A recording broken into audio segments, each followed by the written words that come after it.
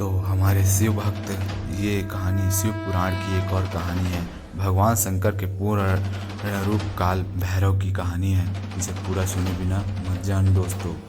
एक बार सुमेरु पर्वत पर बैठे हुए ब्रह्मा जी के पास जाकर देवता ने उनसे अविनाश तत्व बताने का अनुरोध किया। शिव जी की माया से मोहित ब्रह्मा जी उस तत्व को न जानते हुए भी इस प्रकार कहने लगे, मैं इसी संसार का उत्पन्न करने वाला स्वयंभू अजन्म एकमात्र ईश्वर अनादि भक्ति ब्रह्म घोर निरंजन आत्मा हूँ।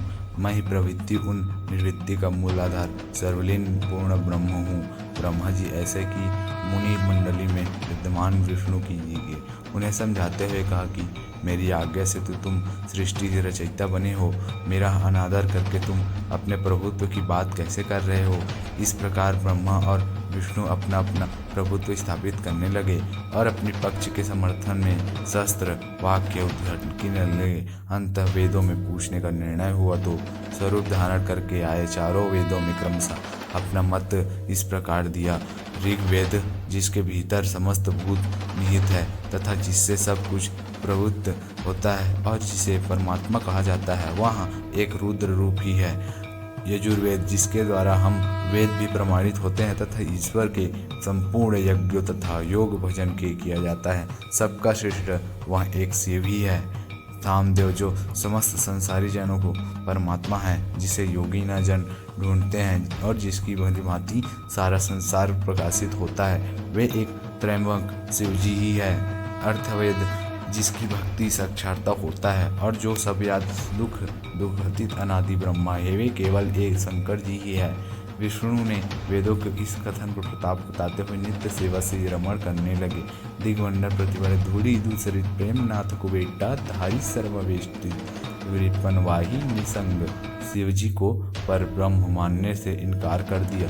ब्रह्मा विष्णु विवाद को सुनकर ओंकार ने शिव जी की ज्योति नित्य और सनातन परम बताया, परंतु फिर भी शिव माया से मोहित ब्रह्मा विष्णु की बुद्धि नहीं बदली। उस समय उन दोनों के मध्य आदि अंत रहित एक ऐसी विशाल ज्योति प्रकट हुई कि उससे ब्रह्मा का पंचम सिर जलने लगा। इतने में त्रिशूलधारी नीललोहित शिव वहां प्रकट हुए तो अज्ञानवश ब्रह्मा ने उन्हें अपना पुत्र समझकर अपनी शरण में आने को कहने लगे। ब्रह्मा की संपूर्ण बातें सुनकर शिव जी अत्यंत क्रुद्ध हुए और उन्होंने तत्काल भैरव को प्रकट कर उससे ब्रह्म पर शासन करने का आदेश दिया। आज्ञा का पालन करते हुए भैरव ने अपनी बाईं उंगली के नाखाग्र से ब्रह्मा जी का पंचम सिर काट डाला। भयभीत ब्रह्मा शतरुद्री का पाठ करते हुए शिव जी के शरण हुए। ब्रह्म और विष्णु दोनों को सत्य की प्रतीत हो गई और वे दोनों शिव जी की महिमा का गान करने लगे। यह देखकर शिव जी शांत हुए और उन दोनों को अभयदान दिया। इसके उपरांत शिव जी ने उसे एक भीषण होने का कारण भैरव और काल को भैरव भयित होने वाला एक कारण भैरव का तथा भक्तों के पापों को तत्काल नष्ट करने वाले होने के कारण पाप भगवत नाम देकर उसे काशीपुर का अधिपति बना दिया। फिर कहा कि भैरव, तुम इन ब्रह्मा विष्णु को मानते हुए ब्रह्मा के कपाल को धारण करके इसी आश्रय से वित्री करते हुए वाराणसी में चले जाओ। वहां उस नगरी के प्रभाव से तुम ब्रह्म हत्या के पाप से मुक्त हो जाओगे।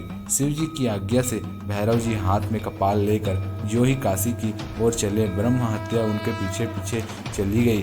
विष्णु जी ने उनकी स्तुति करते हुए उनसे अपने को माया से मोहित न होने का वरदान मांगा। विष्णु जी ने ब्रह्म हत्या के दौरान भैरव जी की पीछा करने माया पूछना चाहिए तो ब्रह्म हत्या ने बताया कि वह तो अपने आप को पवित्र और मुक्त होने के लिए भैरव का अनुसरण कर रही है। भैरव जी जो ही काशी पहुँचे त्यों ही उनके हाथ से चिमटा और कपाल छूटकर पृथ्वी पर गिर गया और